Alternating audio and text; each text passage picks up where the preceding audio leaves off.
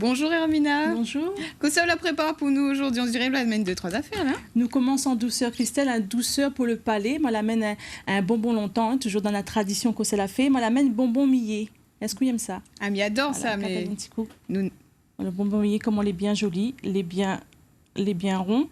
C'est maintenant une petite assiette, mais prépare une petite assiette. Qui ça la prépare chacun des assiettes. Chacun des assiettes. Non, chacun 6-7 dedans. Là, nous va pas. Là, pour tout le journal. Là, pour tout le journal et pour ce soir encore. Et qui ça l'a fait ça pour vous? Alors, il appelle Marie-Evelyne Voisin de Rhône Gourmandise. Il fait des ateliers pâtisserie longtemps. Il intervient dans les entreprises un peu partout. Goûte un petit, voir s'il est bon. On va dire que son goûte tout de suite. Oui.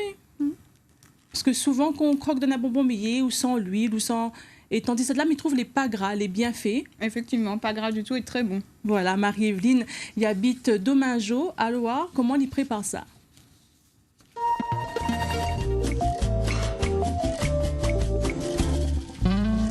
Dans un premier temps, je fais mon bonbon millet, mais il fait mon sirop. Donc mon sirop, c'est à base de sucre et de l'eau, un peu comme le caramel. Et puis, je me laisse cuire à feu d'eau. Je me laisse aller, mais je ne mélange pas avec la cuillère du tout. Mais je fais un petit mouvement de rotation comme ça, là.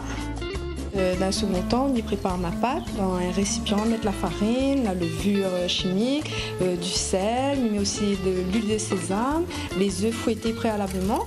Je mélange un peu et après, quand mon sirop que m'a préparé, quand il est un peu refroidi, je ajoute à la fin dans ma pâte. Et ensuite, je malaxe, je joue un peu avec la pâte en fait, pour former une grosse boule compacte. Et puis, je me laisse aller reposer là pendant 20, si on a plus de temps, 20 à 30 minutes.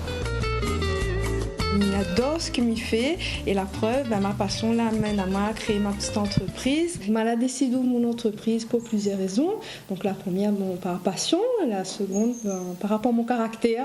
Voilà, j'aime bien faire les choses par moi-même, voilà, avoir un contrôle aussi sur ce que je fais. Je ne vends aucun produit, ça reste une prestation, mais il propose des ateliers culinaires et elle est à la fois éducative, donc à tout public, même pour les personnes en situation de handicap, les personnes en situation d'exclusion, ceux qui ont des difficultés aussi. Je propose aussi aux associations, aux entreprises, enfin tout le monde.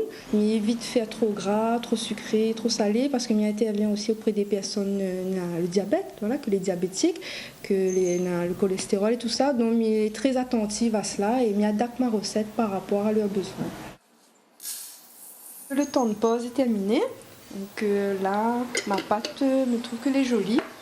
Elle a bien reposé. Et là, elle montre une forme des petites boules, comme, on va dire un peu comme une petite balle de ping-pong, hein, pas trop grosse, pas trop petite non plus.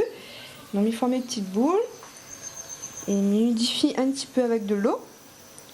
Voilà. Et ensuite, il passe dans les graines de sésame, comme ça.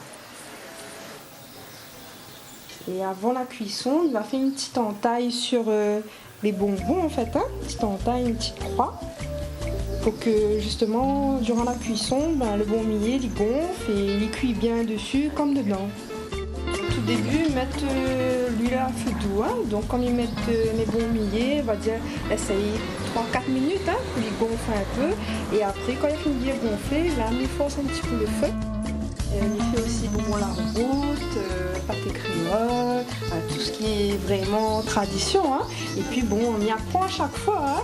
Voilà, les bonbons gras, voilà, ce genre de choses que nous, tout créole, nous aime bien. Donc on y apprend tout le temps. Et puis quand il voit, il est bien, il me propose durant mes ateliers. Alors pourquoi ça, on aime faire bonbons longtemps? On va dire que...